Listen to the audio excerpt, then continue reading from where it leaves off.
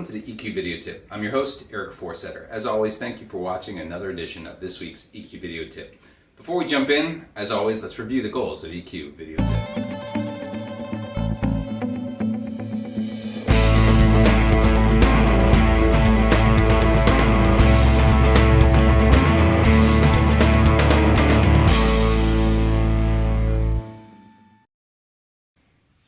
What's on tap this week? We have a great show, and it comes to us from Tiffany Danko, who talks about how we need to stop managing and we actually need to start leading. And here are 4 different ways that she's going to show us on how to lead.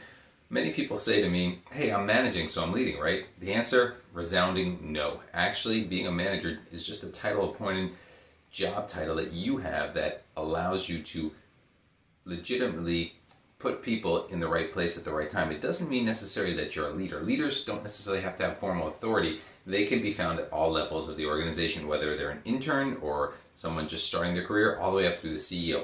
And what's the difference? Well, a successful manager may set the goals for their team and performance standards, but a leader is actually someone who will take the team to the next level. They will define the vision for your future. Managers typically risk averse. They want to hit those goals and go through it, where the leader is responsible on the other hand to espouse and enact value and sets the followers with an identity to direct themselves, to move forward. And they coach and of course they motivate others. So how do we do these sort of things? Let's jump in. We'll talk about some of Tiffany's tips and go from there.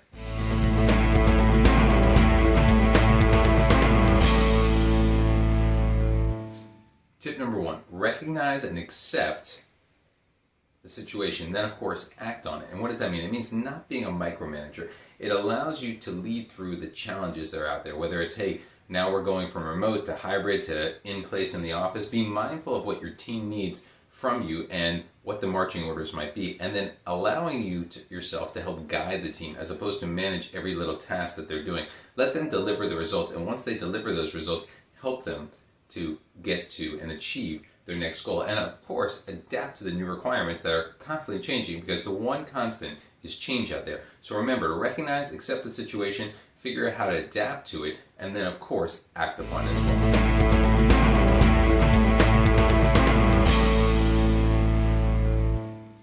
Tip number 2, foster positive deviance. What does that mean? Well, there's a way that companies do business, and it might be what we'll call the right way to do it, but recognize that there's opportunities to identify, invent, and simplify different tasks and make them more efficient within the company. That means just because you're doing something one way and someone else comes with another way to do it, doesn't mean we just throw it out the door. See if there are ways to make it better, improve on the situation, of course, invent, simplify it, and give your team the opportunity and the flexibility, more importantly, to work outside of the typical parameters that the job has usually been offering them.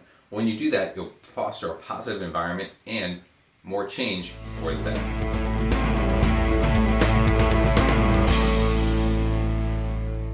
Tip number 3, empower your team.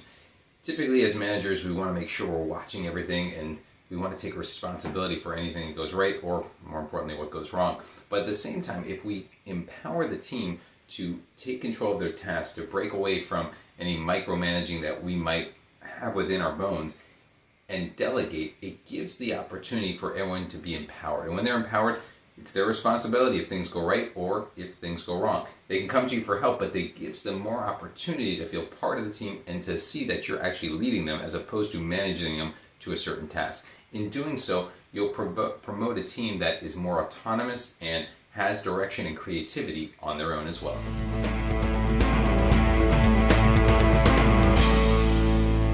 Our last tip, be brave. You're going to walk a tightrope as a manager trying to figure out what methods are good, what methods aren't, where do you take a risk, where do you take a chance. But the important part is to be brave.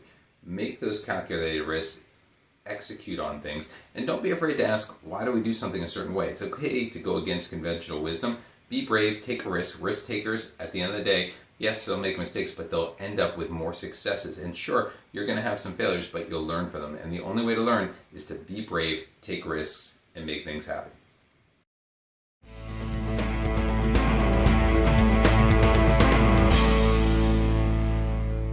That's a wrap for this week's EQ video tip. Hopefully you enjoyed the tips on how to lead as opposed to manage. Remember, there is a difference there.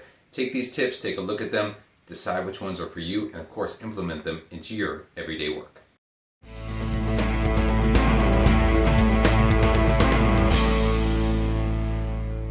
So that concludes our EQ video tip for today.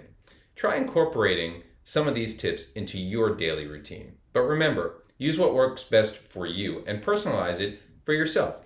Thank you always to our great research team for providing us with some great tips today.